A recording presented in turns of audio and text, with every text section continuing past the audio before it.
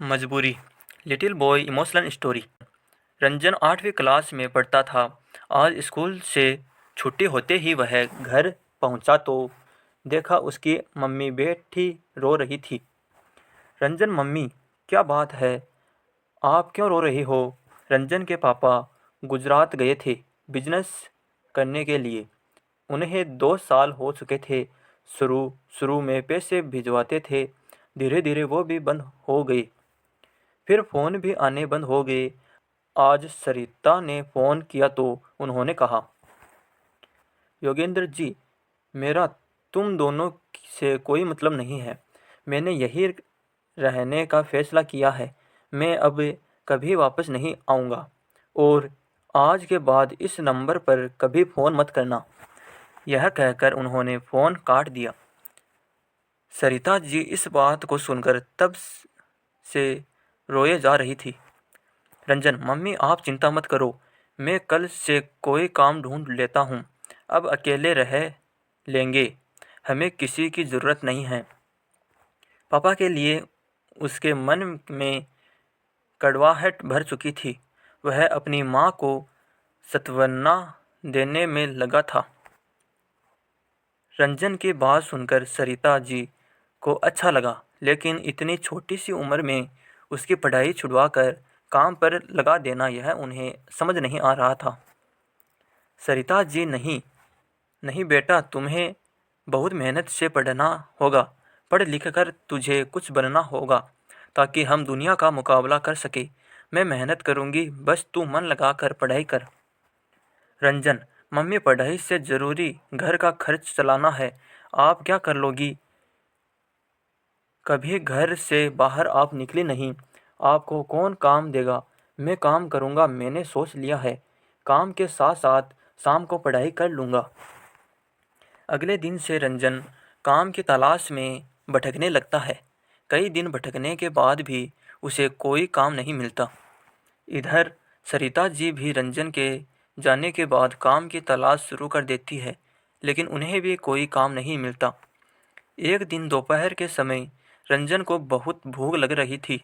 वह सुबह से भूखा था और काम ढूंढ रहा था। तभी वह एक चाय की दुकान के बाहर पहुंच जाता है। रंजन, भैया मुझे एक चाय दे सकते हो? लेकिन मेरे पास पैसे नहीं हैं। बहुत भूख लगी है। मैं शाम तक आपकी दुकान पर काम कर दूंगा। दुकानदार, भूख लगी है तो चाय क्यों पीना चाहता है? रंजन, खाने के पैसे नहीं हैं, चाय से भूख मर जाएगी। दुकानदार उसे चाय और साथ में पाव खाने को देता है। रंजन खाने के बाद दुकानदार के पास पहुंचता है। रंजन, बताइए क्या काम करना है? मैं शाम तक आपका काम करता रहूँगा।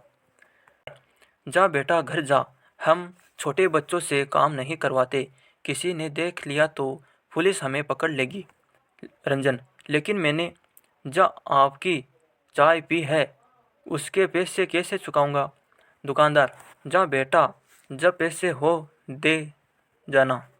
रंजन, नहीं, मुझे कुछ न कुछ काम बताइए, मैं कर दूंगा। दुकानदार, अच्छा एक काम कर, बड़े चौराहे पर एक बेकरी है, वहाँ से मुझे पाव ला दे। ये ले पैसे और मेरी साइकिल ले जा। रंजन साइकिल और पैसे लेकर बड़े बाजार पहुँच जाता है। वह पाव लेकर वापस आने लगता है, तभी पाव वाला पूछता है, पाव वाला, सुन, तू और भी दुकानों पर मेरे पाव पहुँचाएगा, तुझे कमीशन दूंगा। रंजन, लेकिन मेरे पास साइकिल नहीं है, यह तो चाय वाले की है। पाव वाला, मैं तुझे साइकिल भी दूंगा। शाम तक जितने पाव पहुंचाओगी उसके पैसे मिल जाएंगे, लेकिन काम ईमानदारी से करना, कहीं मेरी साइकिल लेकर भाग मत जाना। रंजन, मालिक, मैं ईमानदारी से काम करूंगा, आप चिंता मत करो। अगले दिन रंजन पाव वाले की दुकान पर पहुंच जाता है। वह उसके पाव दुकानों पर पहुंचा देता है। शाम को उसे कमीशन के 100 रुपये मिल जाते हैं। घर आकर वह सरिता जी को सारी बात बताता है। दूसरे दिन भी वह मेहनत से काम करता है। शाम को जब वह अपने पैसे लेने पहुंचता है तो पाव वाला उससे कहता है, पाव वाला, सुन बेटा, तेरे काम करने से मेरा बहुत फ़ायदा हो रहा है। कल तू पाव देने के बाद दूसरे बाजार में जाकर ये पाव वहाँ की दुकान वालों को दिखाना। क्या पता वहाँ से ऑर्डर मिलने लगे। इससे मेरी भी कमाई होगी और तेरी भी।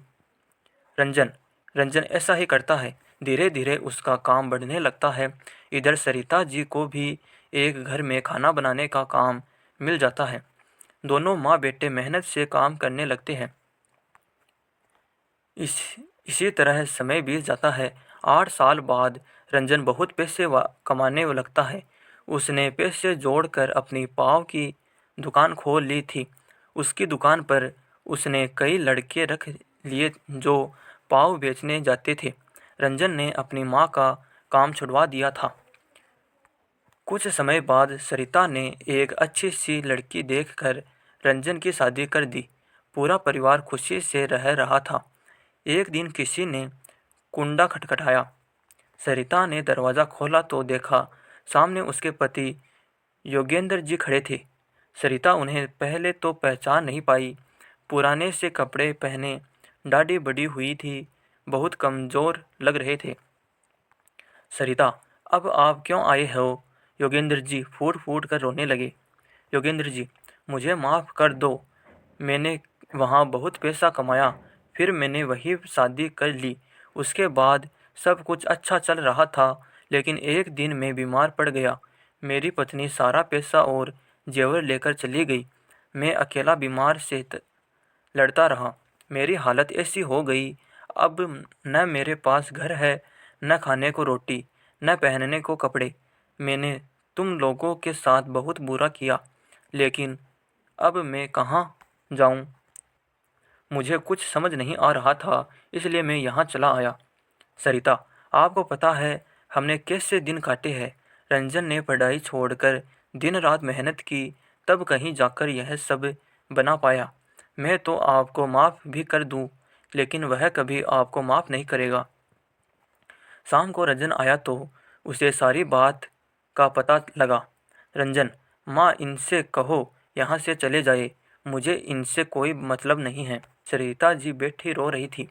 उन्हें रोता देख रंजन ने कहा, रंजन, मम्मी मैं आपको रोते नहीं देख सकता। यह बाहर वाले कमरे में रह सकते हैं, लेकिन हम लोगों से कोई मतलब नहीं होगा। आप इनका खाना वहीं पहुंचा देना।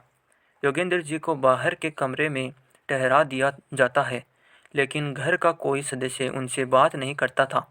सरिता उन्हें खाना दे आती थी। योगेंद्र जी अपने किए पर पछता रहे थे। इधर रंजन ने उनसे सब रिश्ते तोड़ दिए थे। सरिता जी चाह कर भी अपने पति की मदद नहीं कर सकती थी, क्योंकि उन्हें अपने बेटे के कष्ट नजर आते थे। एक दिन योगेंद्र जी रात को सोए तो सुबह उठे नहीं। घर में मातम छा गया। रंजन ने अपने पिता को आखिरी विदाई दी, लेकिन उनके जाने का दुख केवल सरिता जी को था।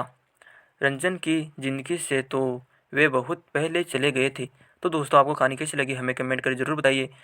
उम्मीद है कि आपको कहानी अच्छी लगी होगी, तो प्लीज़ वीडियो को लाइक कीजिए और चैनल को सब्सक्राइब कीजिए। Thank you.